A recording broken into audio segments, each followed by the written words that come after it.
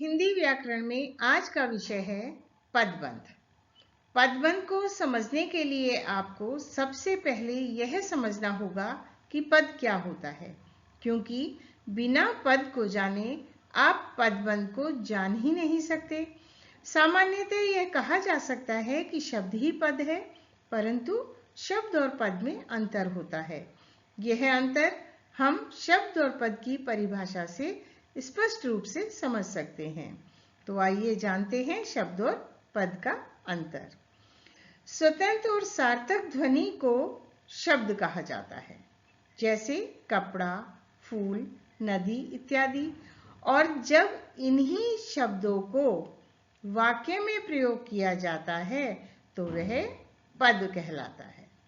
जैसे कपड़ा गंदा है, फूल सुंदर है, नदी तेज बहती है इत्यादि। अब यहाँ आपने देखा कि जब कपड़ा, फल और नदी का प्रयोग स्वतंत्र रूप से किया गया तो वे केवल शब्द थे, परंतु जब इन्हीं शब्दों का प्रयोग वाक्यों में किया गया तो यही शब्द अन्य शब्दों के साथ मिलकर पद बन गए।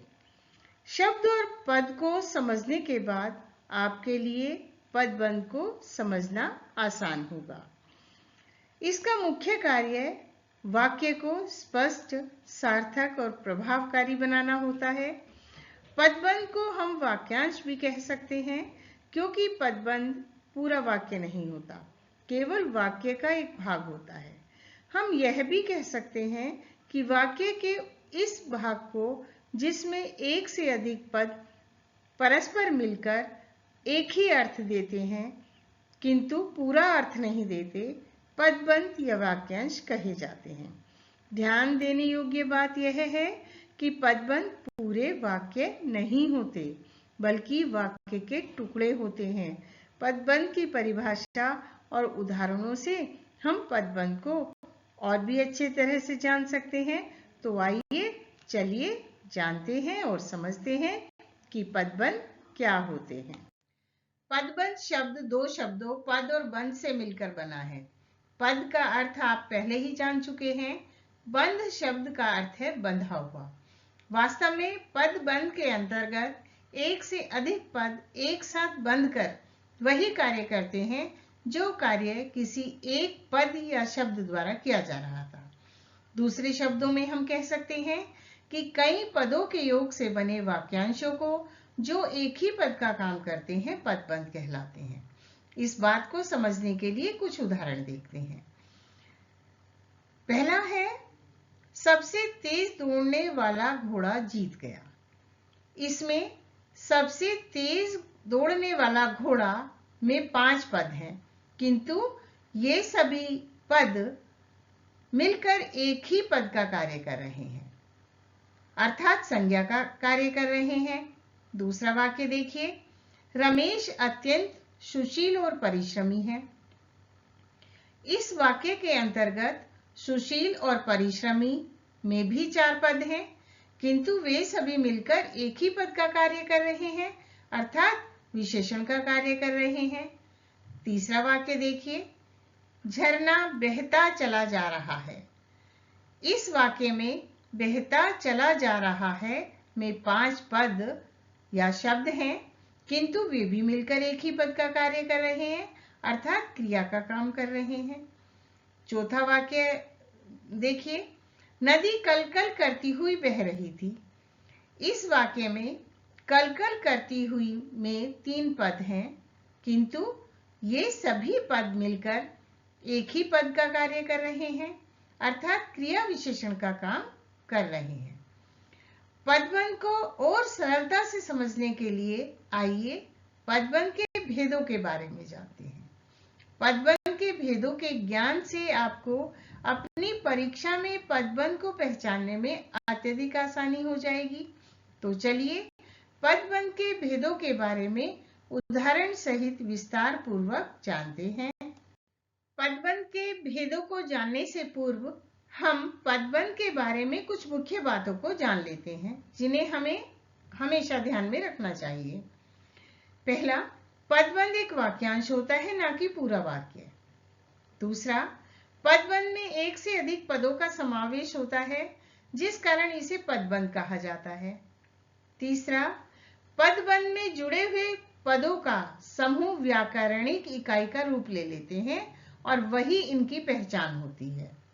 चौथा, प्रत्येक पदबंध में एक मुख्य पद होता है और अन्य पद उस मुख्य पद पर आश्रित होते हैं।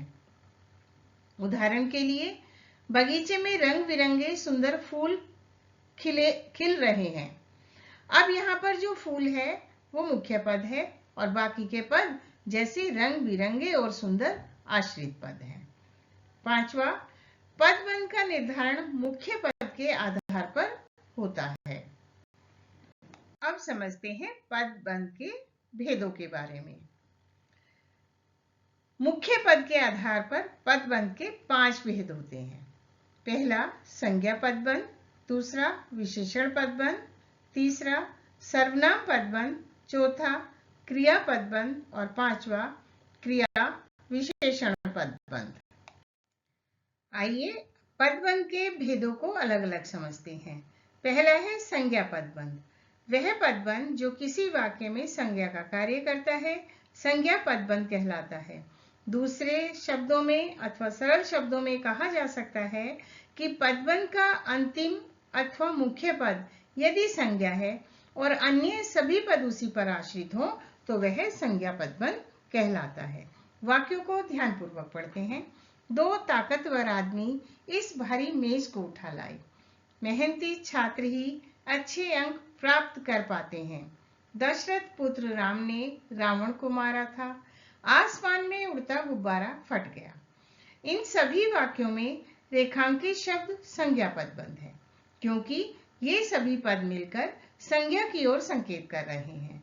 आपने एक बात और ध्यान दी कि संज्ञा पद को संज्ञा पदबंध बनाने का कार्य विशेषण पद या पदों द्वारा किया जा रहा है। पदबंध का दूसरा भेद है विशेषण पदबंध। वह पदबंध जो संज्ञा अथवा सर्वनाम की विशेषता बताता हुआ वाक्य में विशेषण का कार्य करता है विशेषण पदबंध कहलाता है।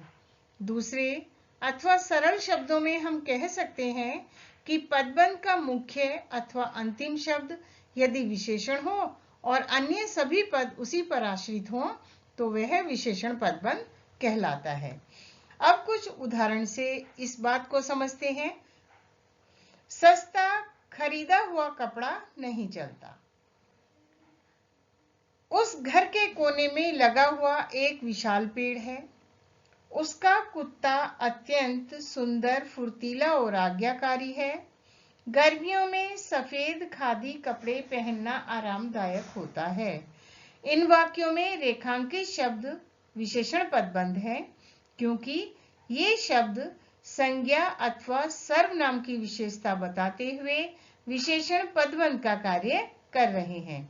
वाक्य में संज्ञा या सर्वनाम पदों की विशेषता जब अकेला एक विशेषण पद बताता है तब वह विशेषण कहलाता है, परंतु जब यही कार्य विशेषणों के समूह, ध्यान से सुनिए, जब यही कार्य विशेषणों के समूह या बंध द्वारा किया जाता है तो वह विशेषण पदबंध कहलाता है।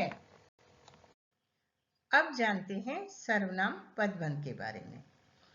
सर्वनाम का काम करने वाला पद समूह सर्वनाम पदबंध कहलाता है।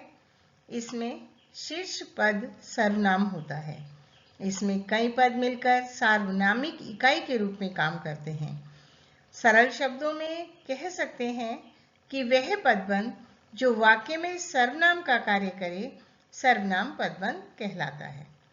अब उदाहरण से समझते हैं। हमारे देश के नेताओं में कुछ नेता अच्छे हैं। सदा खुश रहने वाले तुम आज उदास क्यों हो? जो छात्र परिश्रम करेंगे वे ही उत्तीर्ण हो जाएंगे। सबसे कम बोलने वाला वह आज शांत है।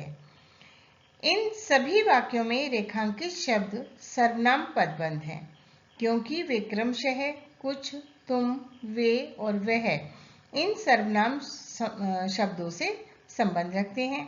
आपने देखा कि संज्ञा पदबंध की तरह सर्वनाम पद को सर्वनाम पदबंध बनाने का कार्य भी विशेषण पद या पदबंधों द्वारा किया जा रहा है।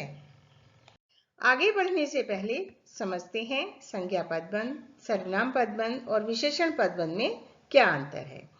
संज्ञा पदबंध सर्वनाम पदबंध में संज्ञा और सर्वनाम के पहले आने वाले पदबंध प्राय विशेषण पदबंध ही हुआ करते हैं।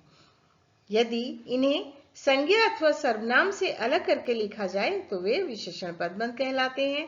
उदाहरण से समझते हैं। अनोखे दिखने वाले फूल हर जगह नहीं होते। दूसरा वाक्य पढ़ते हैं। अनोखे दिखने वाले फूल हर जगह नहीं होते। दोनों ही वाक्य एक हैं, परंतु पहले वाक्य में अनोखे दिखने वाले फूल संज्ञा पदबंध है, जबकि दूसरे वाक्य में अनोखे दिखने वाले विशेषण पदबंध है। अब एक और उदाहरण से समझते हैं। बाहर से आए हुए यात्रियों में कुछ शाकाहारी हैं। बाहर से आए हुए यात्रियों में कुछ शाकाहारी हैं।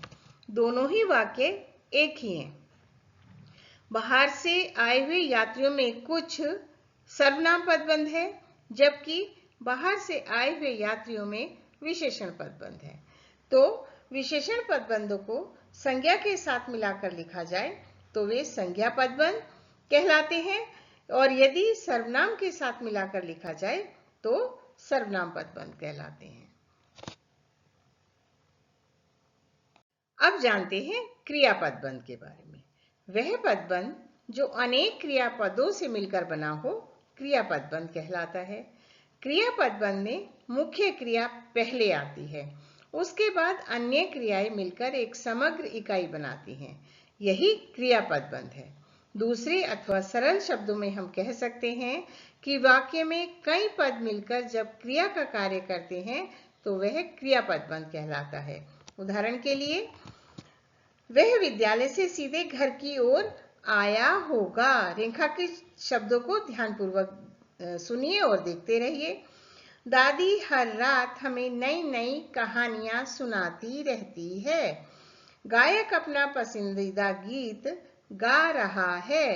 बच्चे मैदान में फुटबॉल खेल रहे हैं। इन सभी वाक्यों में रेखांकित शब्द क्रिया पदबंध है, क्योंकि ये शब्द वाक्य में क्रिया का कार्य कर रहे हैं। कोई भी क्रिया शब्द जब वाक्य में प्रयुक्त होता है तब वह सहायक क्रिया के साथ ही प्रयोग किया जाता है, और इस प्रकार मुख्य क्रिया और सहायक क्रिया से युक्त पूरी रचना को क्रिया पदबंध कहते हैं। अतः वाक्य में प्रयुक्त क्रिया सदैव पदबंध के रूप में ही होती है। पदबंध का अगला प्रकार है क्रिया विशेषण पदबंध। जब किसी वाक्य में क्रिया विशेषण का कार्य करने वाले पद हों तो वहां क्रिया विशेषण पदबंध होता है। दूसरे अथवा सरल शब्दों में हम कह सकते हैं कि वाक्य में जो पद क्रिया की विशेषता बताने वाले हों वे क्रिया विशेषण पदबंध कहलाते हैं। उदाहरण से समझते हैं। आज गाड़ी बहुत जल्दी आ गई। पक्षी पिंजरे के अंदर बैठा है। मैं इस माह के अंत तक आ जाऊंगा। रात मैंने बहुत कम खाया। इन सभी वाक्यों में बहुत जल्दी, पिंजरे के अंदर, इस माह के अंत तक, बहुत कम सभी क्रिया विशेषण पदबंध का कार्य कर रहे हैं, अर्थात आ गई, बैठा है, आ जाऊंगा, खाया क्रिया की विशेषता बता रहे हैं। इसलिए ये सभी क्रिया विशेषण पदबंध है। पदबंध का हमारा जो पाठ है यहीं समाप्त होता है।